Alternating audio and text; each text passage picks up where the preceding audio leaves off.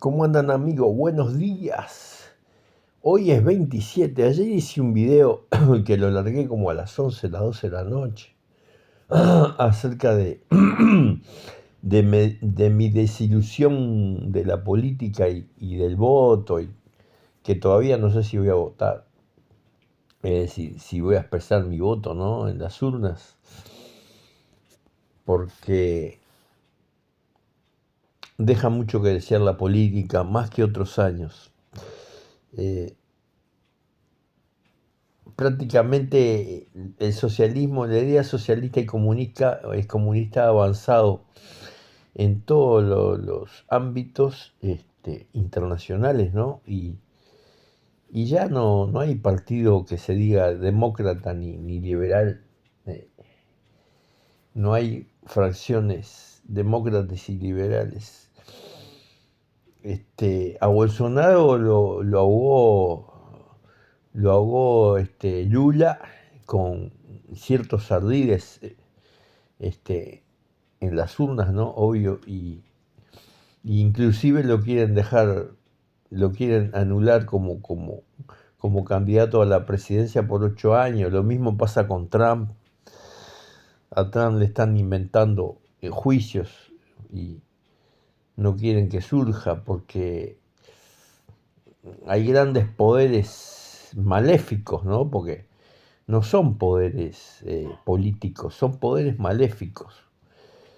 Poderes maléficos que quieren que la humanidad, como está escrito en la Biblia, ¿no?, que la humanidad sufra, que sangre.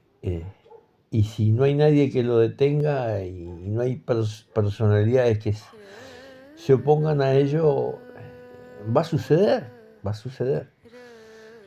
Bueno, pero ahora primero voy a ver si está funcionando la cámara, porque sí, parece que bueno, y no les decía que estamos a 27 de julio de 2023 y son las 10:16 AM en Uruguay y en Paso Carrasco. Y quizás esto que estoy hablando viene colacionado a lo que voy a hablar ahora, que es mi adolescencia, cuando yo tenía 16 años, que vivía en una nube, ¿no? En una nube de imaginación. Y entonces recuerdo bien que yo alquilábamos una casa frente al lago. Acá en Paso Carrasco hay unos lagos preciosos. Es como algo paradisíaco porque, o sea, para mí era algo natural en aquella época, pero el que lo mira afuera, si lo mira bien, era como estar en el paraíso. Entonces yo estaba en una casa, porque eso lo puse en YouTube en los comentarios, estaba en una casa que tenía un patio de baldosas de 50 por 50 blancas y negras, era como un tablero de ajedrez, todo de granito. Y mi tía tenía un sillón afroafricano, le dicen sillón africano.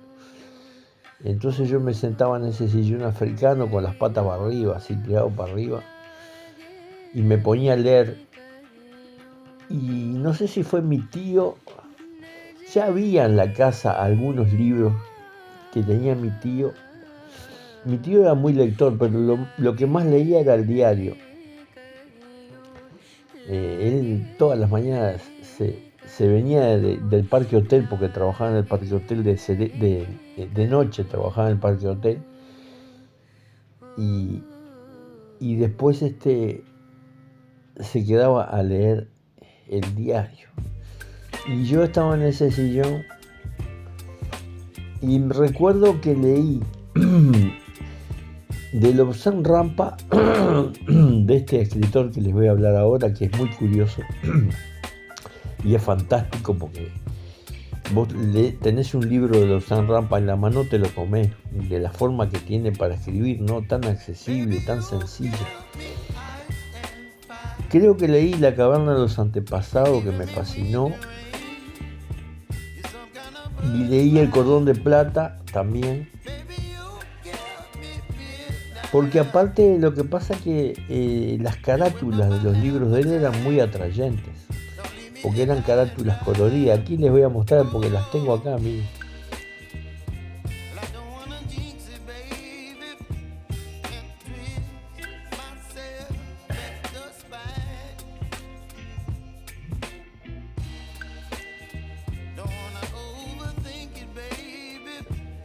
Bueno, dice que yo estuve leyendo en Wikipedia ahí que tiene 19 libros. Yo creo que tiene más libros todavía.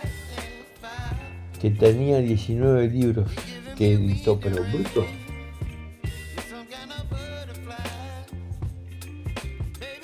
Impresionante, impresionante. O sea que Lobsang Rampa era un muchacho que creció en el Tíbet y entonces de alguna forma se relacionó en el gobierno del tibetano, y entonces te cuenta toda la historia y cómo el régimen comunista chino perseguía a los tibetanos, que era una religión, y entonces habla de cosas que no se conocían, que eran imaginación de él, pero en realidad suceden ahora. Salir del cuerpo, hay cantidad de casos de personas que salen del cuerpo, que estuvieron a la muerte y están en el aire y se ven desde arriba. La operación a distancia, que es verdad, que es cierta la operación a distancia, y él lo menciona ahí. Cantidad de cosas impresionantes que yo me extasiaba leyendo Lobsang Rampa. Y entonces después surgió la verdadera historia de Lobsang Rampa. Ahora lo que no sé es por qué lo investigaron, porque hubo una investigación. Yo pensé que la investigación era de ahora, pero parece que la investigación ya fue de hace de cuando él escribía, ¿no? Lo investigaron a ver quién era Lobsang Rampa.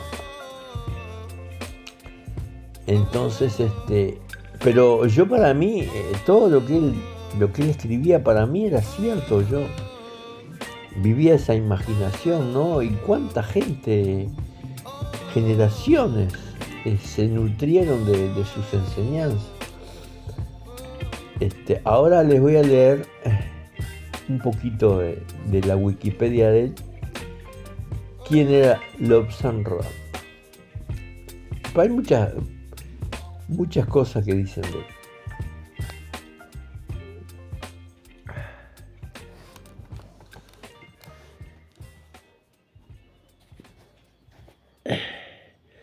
Lobsang Rampa, Tuesday Lobsang Rampa o martes Lobsang Rampa. Es el seudónimo literario de Cyril Henry Hosking. Cyril Henry. ¿Recuerdan qué le pasó acá? Se me nubló. ¿Por qué se nubló? Bueno. Cyril Henry Hosking.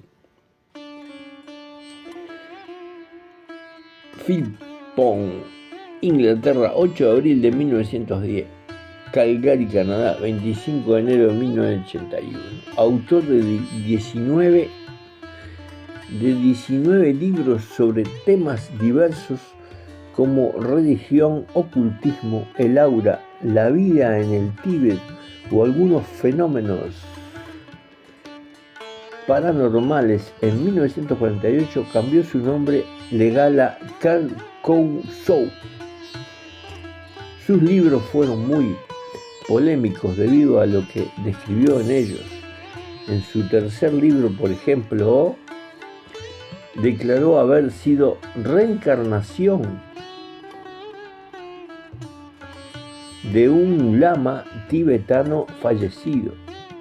El nombre Tuesday, martes en inglés. Recuerden que también sucede en el África que como no había registro civil prácticamente, las madres le ponían muchas veces el nombre del día que nacían, por ejemplo, y en inglés, porque había mucha influencia en inglés, del idioma inglés. Entonces le ponía Tuesday o Mercury, Bernard, y por eso dice martes Lausanne Rampas, ¿no? Porque se ve que nació un martes, en la imaginación de él, ¿no? Dice, sí,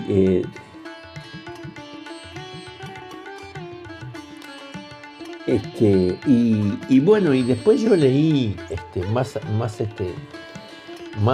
la historia y es increíble. Dice que él es irlandés, pero se ve que de joven fue a vivir a Inglaterra y después volvió a Irlanda.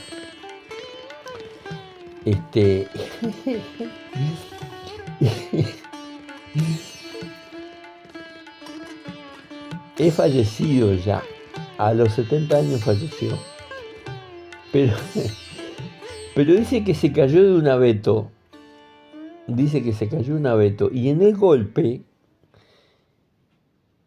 le surgió una voz parecido a lo que me pasó a mí. Son cosas raras, ¿no? A mí lo que me pasó también es real, no es mentira lo que yo digo, que Dios me dio un nombre, no es mentira, me lo dio. Pero son cosas muy raras. Entonces se cayó un abeto y una voz le habló y me parece que le dijo que el nombre de él tenía que ser Lausanne Rampa y de ahí empezó a escribir todos esos libros maravillosos porque yo se los recomiendo. Aparte, el que tenga la colección de los 19 libros tiene una fortuna porque eso debe salir un disparate. Yo tenía, no sé si tenía 2 libros de él o 3 libros que los compramos en la feria porque claro, como nosotros en esa época y en esta época no somos, ahora somos clase media, en aquella época creo que éramos pobres porque alquilábamos, no teníamos casa propia. Y entonces uno va a la feria y compra libros por 30 pesos, por 100 pesos. Más de eso no gasta en un libro, ¿no? Es difícil que gaste 500 pesos en un libro en la feria. Más de 100 pesos, 30 pesos, 110 pesos. Los discos que yo compraba me salían 30 pesos. Ahora usted va a la feria a comprar discos que son de la camada nueva de LPs, de disco de pasta, y salen alrededor de 2.000 pesos, 1.500 pesos. Pero se consiguen también discos por 30 pesos, por 50 pesos, se consiguen, medios usados se consiguen. Entonces yo tenía La caverna de los antepasados y El cordón de plata. El cordón de plata es cuando la persona está durmiendo y en un determinado momento, y eso es verdad porque hay casos, en un determinado momento sale la persona del cuerpo y se ve estando en el aire, se ve el cuerpo ahí durmiendo y la persona, y hay un cordón, o sea, un cordón imaginario que es el que te sostiene con el cuerpo. Si se te rompe ese cordón, fuiste, te moriste o te vas para el otro mundo, yo qué sé. Como les cuento, porque todo esto del ocultismo, todo lo promovió mucho él. Y yo me acuerdo que tenía amigos en la época que nosotros nos juntábamos en un garaje a escuchar música de rock, de Yes, de los Rolling Stones. Entonces venían a unos que se ponían con la bolsita de nafta, se ponían a oler nafta, se ponían a oler nafta. Se drogaban así, porque no existía existía la pasta base, pero no le daban a la pasta base ni a la heroína ni nada de eso. Entonces se ponían a oler nafta, entonces claro, vos oliendo nafta te queda la cabeza hecha un ñoqui y ves de cualquier cosa. Y y habían otros que tomaban el romilar. El romilar se llegó a prohibir. El romilar, que era un jarabe para la tos, se llegó a prohibir porque la medicina descubrió que los sábados y los viernes se compraban, incluso en verano, ¿no?, decenas de frascos de romilar. Y decía, ¿qué pasa? ¿Por qué todo el mundo está con tos? Y no era eso, señor, era que se comían 3 frascos de romilar, entonces empezaban a ver colores, veían colores. Y se decía, se decía que si vos, entonces veían colores y con la nafta también veía colores y llegaba un momento que veías un punto negro, un punto negro. El punto negro ese era el de la vida, parecido al cordón de plata. Si vos pasabas ese punto, puff, te ibas, no volvías más. Y el cordón de plata tiene más o menos esa idea. Ahora, Lausanne Rampa dice que se cayó de un abeto, se golpeó y una voz le dijo, vas a ser Lausanne Rampa. Y de ahí empezó a escribir. No sé a qué edad le sucedió eso, porque está todo en la Wikipedia, lo tienen que leer. Hay cantidad de historias de Lausanne Rampa. Lo tienen que leer. Pero resulta que tenía una gata siamesa, no sé si está el nombre de la gata acá. Y después con los años, la gata siamesa era la medium del más allá que le decía lo que tenía que escribir. A ver. Lausanne Rampa fue un autor muy polémico debido a lo que escribió y declaró en sus primeros 3 libros, El tercer ojo de 1956, El médico de Daya de 1959 y El cordón de plata de 1960. En ellos cuenta su presunta autobiografía, comenzando por su infancia. Narra cómo fue educado para ser un monje médico en el monasterio de Chakpori, alcanzando el título de lama y posteriormente de abad de su orden. El relato continúa describiendo su viaje a China antes de la invasión del Tíbet por el Ejército Popular de China en 1950. En China estudia medicina en la Universidad de Chongqing, graduándose como médico cirujano. Aprende aviación por su cuenta y se tiene que desempeñar como oficial médico de guerra durante la invasión japonesa derivada de la Segunda Guerra Mundial.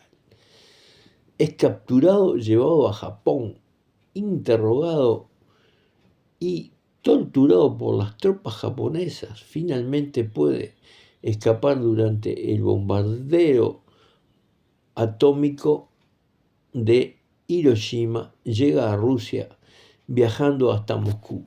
Pero todo esto que el tipo escribe, tiene una redeza impresionante, es imaginación de él, porque se dice que nunca fue a la China y no sé si vivió en Inglaterra siempre o siempre en Irlanda. Es increíble. Si Dios o no sé quién le dijo que escribiera todo eso, es un genio. Para mí es un genio. Es un genio, tendrían que hacerle un monumento. Yo le haría un monumento realmente. Bueno, y entonces yo les contaba que también el Romilar, ahora ustedes de repente van a la farmacia y dicen, "Ah, para comprar cemento me piden la cédula. Para comprar cemento de contacto me piden la cédula. Para comprar Romidad me piden la cédula. Porque es el cemento de contacto también compraban los muchachos. Compraban pomo de cemento de contacto y lo metían en una bolsa y lo aspiraban. Y así se drogaban, ¿no? Esos fueron las primeras invenciones de la drogadicción. Después, claro, después estaba la marihuana y la heroína, toda esa historia. Me acuerdo que yo estaba en Brasil, yo que iba de mochilero a Brasil, y alguna vez yo no soy muy de esas cosas, ¿no? Pero para probar pegué unas pitadas de marihuana. Pero me acuerdo que un día, ahí en una isla, porque estábamos en una isla, la isla era la isla y tenía un rancho que el Dani, que le decíamos Dani, era un viajante que anduvo por todos lados. Y entonces vio ese rancho abandonado y se metió ahí y le puso techo de paja y tenía una era como una cosa sacada de los cuentos, ¿no? Le puso una esterilla en el suelo, una esterilla toda de bambú, toda colorida, y ahí dormíamos y vivíamos ahí. Y entonces cuando venía la noche venían las gurisas, venían de las favelas, venían morochas, rubias, y el Dani tenía un birimbau, y tocaba el birimbau, y venían otros tocando tambores, y y me acuerdo que por ejemplo, salíamos de mañana temprano, a ayudar a los pescadores y los ayudábamos a traer las barcas, porque la barca llega a un punto que después ya no corre más, hay que empujarla porque ya es casi esa arena, entonces los ayudábamos a traer las barcas y nos daban pescado. Después las otras chiquilinas iban a la feria y pedían verdura, y en la feria le daban lechuga, zanahoria, boñato, y entonces todo eso lo tirábamos teníamos una olla que era como de 20, 30 litros de queso, y le metíamos agua y eso hervía y era un caldo impresionante y con pescado. Era impresionante. Y entonces, y un día viene un botija que no sé quién era y me da un papel de astraza con, yo qué sé, no sé, tenía, yo qué sé, digamos 100 gramos, ponele 100 gramos, y era heroína o cocaína, yo qué sé qué era. Digo, saca esto, loco, saca esto de acá, ¿quién te lo dio? Saca que vamos a ir todos presos. Saca esto y la tiramos, la cocaína, la heroína, no sé qué era. Era un polvo blanco, ¿no? Capaz que era harina, yo qué sé, no sé. Y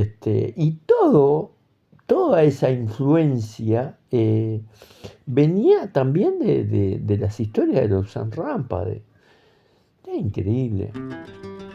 A ver si tengo. Y tengo alguna cosa más de los San Rampa.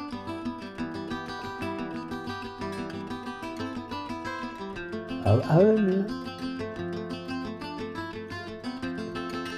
Acá dice Lobsang Rampa, el falso lama que despertó el interés por lo espiritual oriental. 13 de mayo de 2021, historia. Doctor Francisco López Muñoz, este es el que lo escribe, ¿no? Doctor Francisco López Muñoz,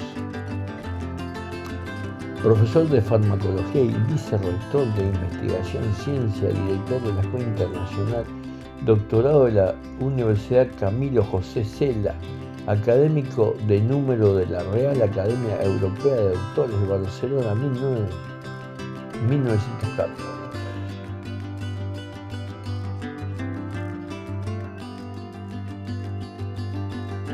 Después entonces empieza el trabajo recuerda